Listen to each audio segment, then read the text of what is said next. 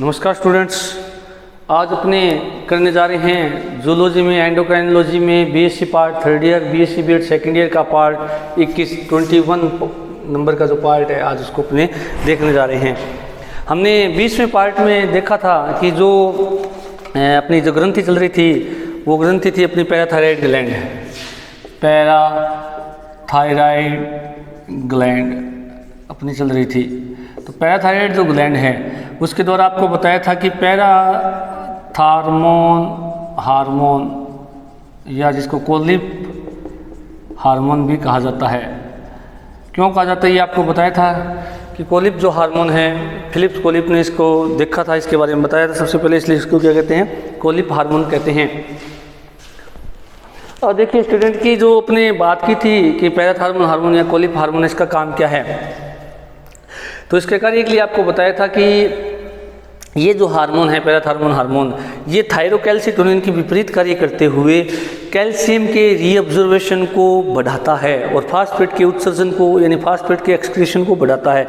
Calcium के reabsorption को बढ़ाने के लिए ये आंतर केंद्र अपना काम करता है, किडनी के नेफ्रॉन में अपना काम करता है और साथ में जो है वहाँ से कैल्शियम का अवशोषण ज़्यादा से ज़्यादा हो और होकर के कैल्शियम के शरीर में कमी न रहे, इसको ये पूरा करता है। सीरम में अगर हम कहें या ईसीएफ में कहें, उसकी कमी को पूरा करता है और फास्फेट आयन उनका मूत्र के साथ उत्सर्जन को बढ़ाता है। आज अपने जो अगले जो नेक्स्ट टॉपिक है उसमें मैंने आपको बताया था कि डिसऑर्डर ऑफ पैराथायराइड ग्लैंड। आज अपने बात करेंगे डिसऑर्डर ऑफ पैराथायराइड ग्लैंड, यानी जो असमानताएं उत्पन्न होती हैं पैराथायराइड ग्लैंड के पैराथार्मोन हार्मोन के कारण। तो वो मैं पहले भी अपने डिस्कस कर चुके हैं कि कोई भी ग्रंथि का हार्मोन यदि दो कंडीशन में होता है, या तो हाइपो कंडीशन में हो या हाइपर कंडीशन में हो। हाइपो कंडीशन का मतलब ये होता है कि वो हार्मोन कम बन रहा है और हाइपर कंडीशन का मतलब यदि वो हार्मोन ज़्यादा बन रहा है। अब देखिए स्टूडेंट, अपने को ज़्यादा इसमें मतलब यूँ कह सकते हैं कि सोचने की ज़रूरत नहीं है, क्योंकि हमने पैराथायराइड या कोलिप हार्मोन जो है उस हार्मोन का कार्य हमने समझ लिया कि वो हार्मोन यदि बनता है तो उसका बॉडी में क्या फंक्शन रहेगा। अब आप देख सकते हैं कि यदि हम इस कंडीशन को दो हिसाब से देखेंगे। फर्स्ट कंडीशन जो अपनी है वो हाइपो पैराथायराइडिज्म,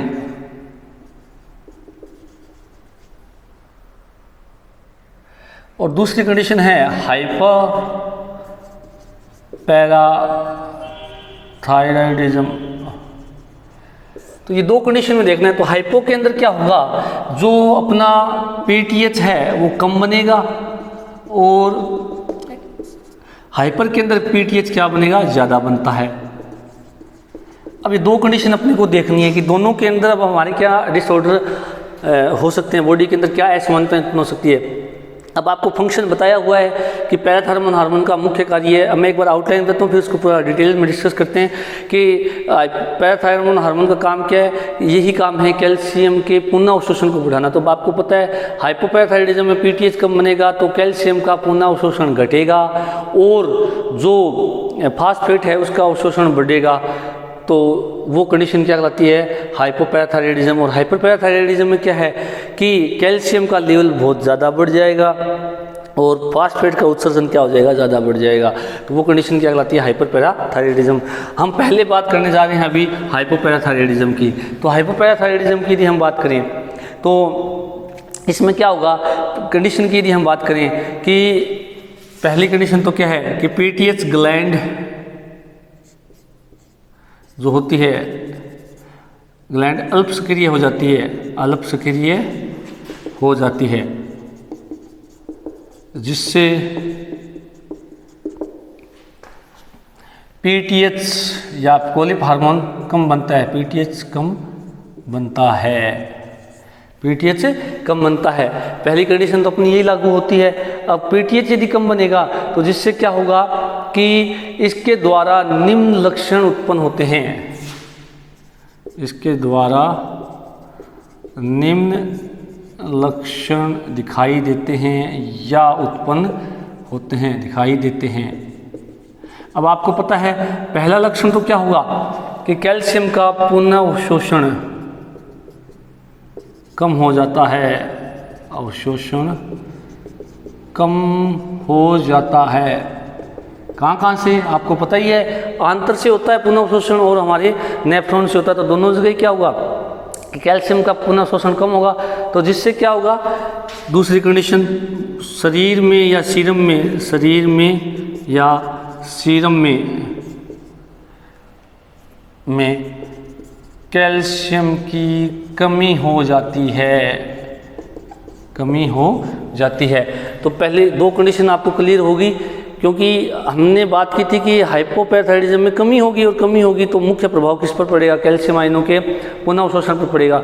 अब जिससे क्या होगा कि एक रोग उत्पन्न होता है, तीसरी कंडीशन कि इससे, इसकी कमी से टिटेनी रोग उत्पन्न हो जाता है, टिटेनी रोग उत्पन्न हो जाता है। कौन सा रोग उत्पन्न होता है, टिटेनी। ये थोड़ा सा ध्यान रखने की बात है, प्रश्न पूछा जाता है कई बार कंपटीशन एग्जाम में भी, और अपने जो एंडोक्राइनोलॉजी का जो मेन एग्जाम होगा पेपर, तो इसमें भी वन वर्ड में पूछ लिया जाता है कि टिटेनी रोग कौन से हार्मोन की कमी से होता है, या टिटेनी रोग के क्या क्या लक्षण हैं। तो देखिएगा कि इसमें क्या होता है कि जो टिटेनी रोग की कंडीशन क्या होती है, इसके अंदर हमारा जो नर्वस सिस्टम है वो अति संवेदनशील हो जाएगा, या यूँ कहते हैं उसकी सक्रियता अत्यधिक हो जाती है। टिटेनी रोग में क्या होता है कि हमारा जो तंत्रिका तंत्र है वो अत्यधिक क्या हो जाता है, सक्रिय हो जाता है। अब अत्यधिक सक्रिय, अत्यधिक उत्तेजनशील होगा तो क्या होता है कि हमारी जो पेशियां हैं वो पेशियां जो है लंबे समय तक संकुचित रहती है। तो टिटेनी में क्या कहें कि तंत्रिका तंत्र अधिक उत्तेजनशील हो जाता है, अधिक उत्तेजनशीलता व्यक्त करता है, शीलता व्यक्त करता है। टिटेनी रोग का मैं लक्षण बता रहा हूँ, मेन जो कंडीशन होती है, वैसे तो और भी कई शरीर के अंदर टिटेनी के कारण असामान्यता देखने को मिलती है, परंतु जो मुख्य कंडीशन है कि टिटेनी होता क्यों है, तो टिटेनी होने का कारण क्या है, कैल्शियम आयनों की कमी। और कैल्शियम कम क्यों हो रहा है, पैराथायरॉयड हार्मोन की कमी से।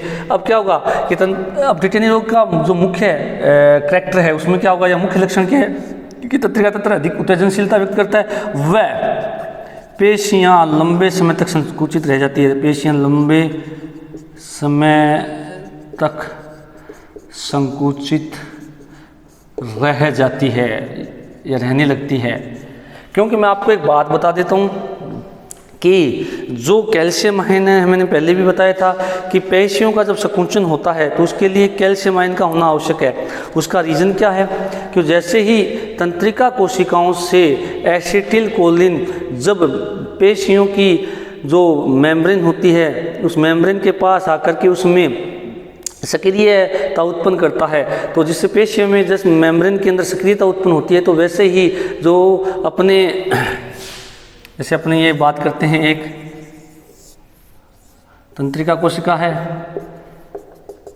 तो तंत्रिका कोशिका यहाँ एसिटिल कोलिन का स्राव करती है, तो वैसे ही जो ये मेम्ब्रेन होती है मसल की, ये मसल है, तो मसल की जो मेम्ब्रेन होती है मसल सेल की, जिसको मायो मेम्ब्रेन भी कह सकते हैं, तो यहाँ पर जैसे ही एसिटिल कोलिन का स्राव होता है तो ये पहले सामान्य अवस्था में होती है, यानी कि ध्रुवण की स्थिति में होती है, और वैसे जैसे ही एसिटिल कोलिन का स्राव होता है तो इस मेम्ब्रेन के अंदर विध्रुवण उत्पन्न होता है, डीपोलराइजेशन जैसे ही होता है।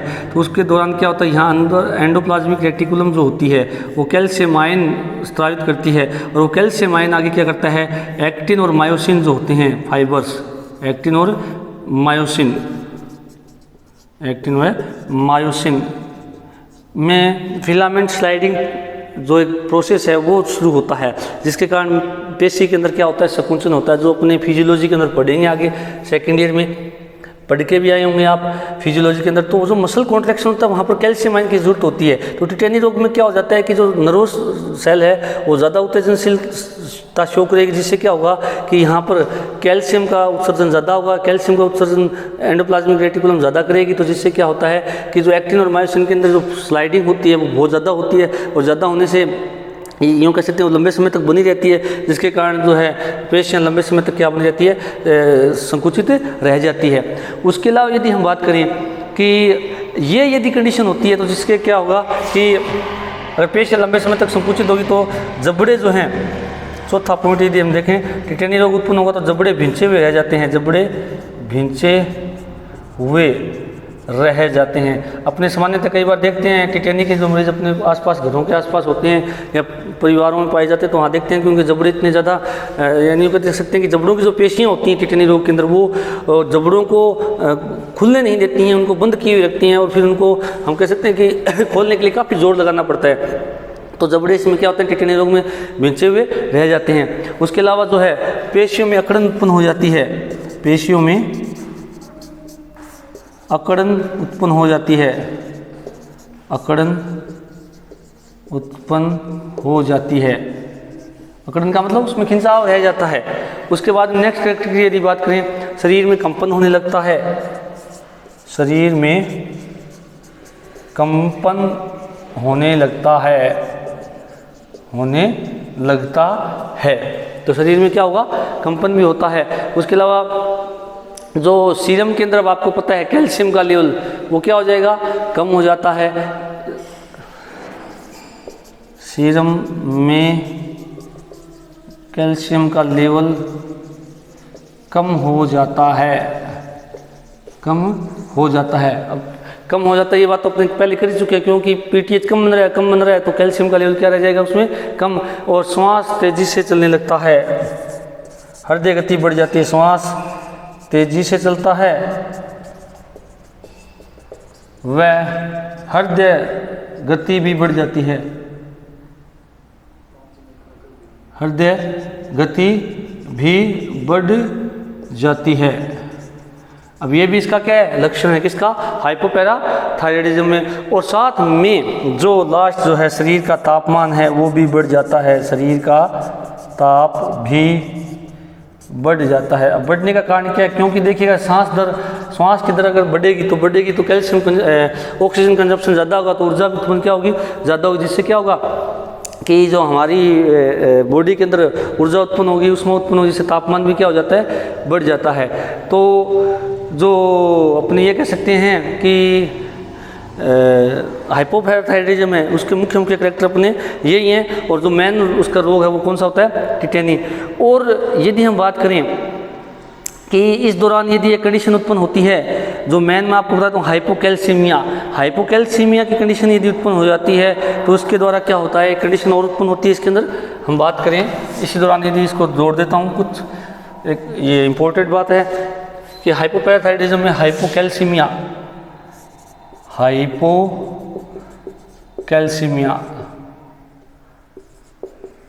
की कंडीशन उत्पन्न होती है। और हाइपोकैल्सीमिया में अब आपको दिख रहा है कि हाइपोपैराथायराइडिज्म होगा तो कैल्शियम का अवशोषण कम होगा और फास्फेट का जो है अवशोषण ज़्यादा होगा। यूँ कहते हैं कि कैल्शियम का उत्सर्जन बढ़ जाएगा और फास्फेट का अवशोषण क्या है, वो बढ़ जाएगा। तो दोनों उल्टी बातें हो जाएंगी। तो हाइपोकैल्सीमिया की यानी हाइपोपैराथायराइडिज्म की कंडीशन में कैल्शियम का अवशोषण कम होगा, तो जिससे शरीर में कैल्शियम की क्या हो जाती है, शरीर में कैल्शियम की कमी, जिससे हड्डियाँ, दांत कमज़ोर रह जाते हैं और फास्फेट की मात्रा शरीर में बढ़ जाती है,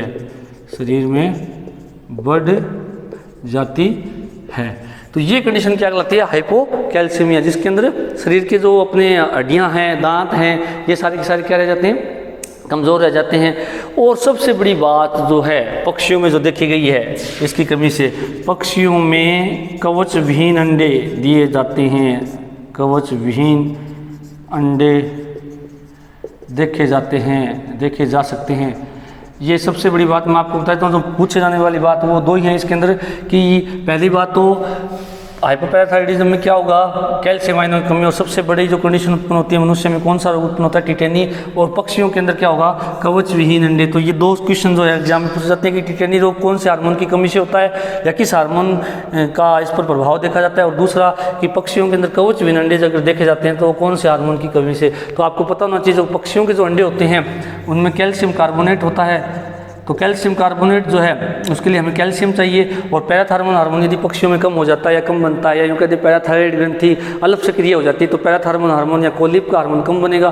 कम बनने से क्या होता है, उनमें कैल्शियम कम हो जाएगा, और कैल्शियम कम होने से जो अंडे हैं वो कवचविहीन हो जाती हैं, और कवचविहीन अंडे देने से पक्षी का जो एम्ब्रियो डेवलपमेंट है वो नहीं हो पाता, और एम्ब्रियो वहीं पर डेड हो जाता है। तो ये भी एक मेन इफेक्ट है हाइपोपैराथायराइडिज्म का बर्ड्स के अंदर। उसके बाद में यदि हम बात करें दूसरी कंडीशन जो होती है वो है हाइपरपैराथायराइडिज्म। अब हाइपरपैराथायराइडिज्म की यदि हम बात करें तो हाइपरपैराथायराइडिज्म का विपरीत अर्थ निकलता है हाइपोपैराथायराइडिज्म से। यहाँ पर हमने अभी देखा कि कैल्शियम आयन की क्या हो रही है, कमी हो रही है, और हाइपरपैराथायराइडिज्म में क्या होगा, कैल्शियम आयन की क्या हो जाती है, शरीर में अधिकता होती है। तो अब देखिएगा स्टूडेंट, अब कैल्शियम आयन की यदि अधिकता होगी तो फास्फेट आयन का उत्सर्जन क्या हो जाता है, बढ़ जाता है। सेकंड जो कंडीशन है हाइपर पैराथायरॉयडिज्म,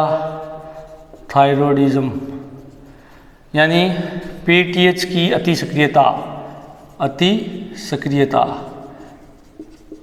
अब पीटीएच की अति सक्रियता यदि होती है तो इसमें क्या होता है कि हमारी जो पहली बात अगर हम इसमें करें, पैराथायराइड ग्लैंड पीटीएच का अधिक स्त्राव करती है। पहली कंडीशन तो ये अधिक स्त्राव करती है, पहली कंडीशन तो इसमें ये लागू होती है। अब दूसरी कंडीशन क्या होगी कि पीटीएच ज़्यादा बनेगा तो कैल्शियम का पुनः अवशोषण अधिक होता है, अवशोषण अधिक, व फॉस्फेट का उत्सर्जन अधिक होता है, उत्सर्जन अधिक होता है। अब देखिएगा स्टूडेंट कि कैल्शियम का पुनः अवशोषण आपको बताया था, एक तो आंत्र में अधिक होगा और दूसरा किडनी के जो नेफ्रॉन्स होते हैं वहाँ से भी क्या होता है, दो ही जगह पुनः अवशोषण होता है। तो वहाँ ये पीटीएच जैसे बढ़ेगा तो वहाँ पुनः अवशोषण भी यानी रीअब्जर्वेशन है वो भी क्या हो जाता है, बढ़ जाता है। तो दूसरी कंडीशन इसके अंदर ये होती है। अब इसके अंदर क्या होता है कि जो एक चीज़ लागू होती है कि यहाँ पर सीरम की अगर हम बात करें, क्योंकि मैंने बताया था कि सीरम में कैल्शियम का लेवल बढ़ता है, कैल्शियम का लेवल, सीरम में कैल्शियम का लेवल बढ़ता है। अब लेवल बढ़ता है, ये भी एक लागू होती है बात कि आंतर और किडनी से रीअब्जर्वेशन तो अधिक होगा ही होगा कैल्शियम का, परंतु साथ में क्या करता है, ये पीटीएच हार्मोन यदि अधिक बनेगा तो ये क्या करता है, जैसे अपने अगर एक बात करें, ये बोन है अपनी, यहाँ सीरम है, तो ये क्या करता है, यदि कैल्शियम की अधिकता होगी तो क्या होगा, यहाँ जो कैल्शियम है वो टूट के कहाँ आता है, अपने सीरम में आने लग जाएगा। किस में आने लग जाता है, सीरम में आने लग जाता है। कैल्शियम टूट करके या अलग करके कैल्शियम अलग होता है। अब अलग होता है तो कैल्शियम बोन से कहाँ जाएगा, सीरम में। अब सीरम में आएगा तो जिससे क्या होगा, इस घटना को कहते हैं ओस्टियोक्लास्ट, ओस्टियोक्लास्ट कहते हैं। अब एक बात मैं बता देता हूँ, यहाँ क्लास्ट शब्द का अर्थ आ गया। क्लास्ट का अर्थ एक तरह से कटना होता है, टूटना होता है। तो जब अस्थियों का विघटन शुरू हो जाए तो उस घटना को ओस्टियोक्लास्ट कहते हैं। और यहाँ पर देखिएगा कि जैसे ही कैल्शियम आयन की अधिकता होती है, या यूँ कहते हैं कि पीटीएच आयन हार्मोन की अधिकता होती है, तो पीटीएच हार्मोन क्या करता है कि वो कैल्शियम का लेवल सीरम में बढ़ाता है। तो कैल्शियम का लेवल सीरम में बढ़ाने के उसके 3 तरीके थे जो मैंने पहले भी बताया था। पहला तो ये क्या करता है, किडनी में रीअब्जर्वेशन को बढ़ा देगा, दूसरा आंत्र में रीअब्जर्वेशन को बढ़ा देगा, और तीसरा काम क्या करता है कि कैल्शियम अधिक चाहिए सीरम में, तो तीसरा क्या करता है, ये बोन का विघटन शुरू कर देता है, या यूँ कहते हैं कि कैल्शियम जो है बोन से अलग होने लगता है, या यूँ कहते हैं इस घटना को वन वर्ड अगर नाम दिया जाए तो ओस्टियोक्लास्ट शुरू कर देता है। और ओस्टियोक्लास्ट जैसे शुरू होगा तो बोन का जो कैल्शियम है वो टूट करके सीरम में आना हो जाएगा। अब सीरम में जैसे ही आएगा तो यहाँ पर क्या होते हैं कि हड्डियाँ कमज़ोर हो जाती है और छिद्र हो जाते हैं। इस घटना को ओस्टियोपोरोसिस कहते हैं, ओस्टियोपोरोसिस कहते हैं, जिससे हड्डियाँ कमज़ोर हो जाती है और थोड़ा सा ही गिरने से हड्डियाँ चटक जाती है। तो ये भी थोड़ी सी 2 बातें आपको याद रखनी है कि ओस्टियोक्लास्ट, ओस्टियोपोरोसिस जो है वो कौन से हार्मोन की वजह से हो रहा है और क्यों हो रहा है। तो उसका होने का रीज़न आपको समझ में आ गया कि पीटीएच जैसे ही अधिक होगा, या हाइपर पैराथायराइडिज्म की कंडीशन में पीटीएच अधिक बनेगा तो जिससे सीरम में कैल्शियम का लेवल बढ़ता है और बढ़ेगा तो एक तो इंटेस्टाइन से रीअब्जर्वेशन होगा, दूसरा जो है अपनी किडनी के नेफ्रॉन है वहाँ से भी रीऑब्जर्वेशन होगा। और तीसरी जो मुख्य घटना है कि वो क्या करती है कि जो हमारी हड्डियाँ हैं वहाँ से कैल्शियम अलग होकर के सीरम में आता है, और जैसे ही सीरम में कैल्शियम का लेवल बढ़ रहा है तो हड्डियों जो है विकसित होने लग जाती है, धीरे धीरे यूँ कह सकते हैं कि कमज़ोर होने लग जाती है। इस घटना को ऑस्टियोक्लास्ट कहते हैं। और हड्डियों का विघटन होना ऑस्टियोक्लास्ट है, और जिसके द्वारा फिर उसमें छोटे छोटे छिद्र बन जाते हैं, इनको पोर्स कहते हैं, छिद्रस कहते हैं। और इस घटना को चूँकि हड्डियों के अंदर ये पोर बन रहे हैं ऑस्टियोक्लास्ट की वजह से, तो ये घटना ऑस्टियोपोरोसिस कहलाती है। और ऑस्टियोपोरोसिस जैसे ही होता है तो आदमी के थोड़ा सा गिरने पर भी हड्डी चटक जाती है। तो ये सारे करैक्टर किसके, हाइपरपैराथायराइडिज्म के। उसके अलावा यदि हम बात करें तो जो एक ये तो मुख्य लक्षण हो गया। उसके अलावा यदि हम बात करें तो इससे हाइपरपैराथायराइडिज्म में से क्या होता है कि कई बार कैल्शियम का लेवल जैसे बढ़ता है तो उसके द्वारा हम कह सकते हैं कि किडनी की जो स्टोन्स हैं वो भी किडनी के अंदर बनने लग जाती है, और जिससे हम कह सकते हैं किडनी स्टोन जब बनेंगी तो वो स्टोन्स हमें मूत्र एक्सक्रीशन में, मूत्र फॉर्मेशन में दिक्कत उत्पन्न करती है। उसके अलावा और सामान्य लक्षण जो होते हैं हाइपरपैराथायराइडिज्म में वो जैसे है भूख में कमी आना, उल्टियाँ आना,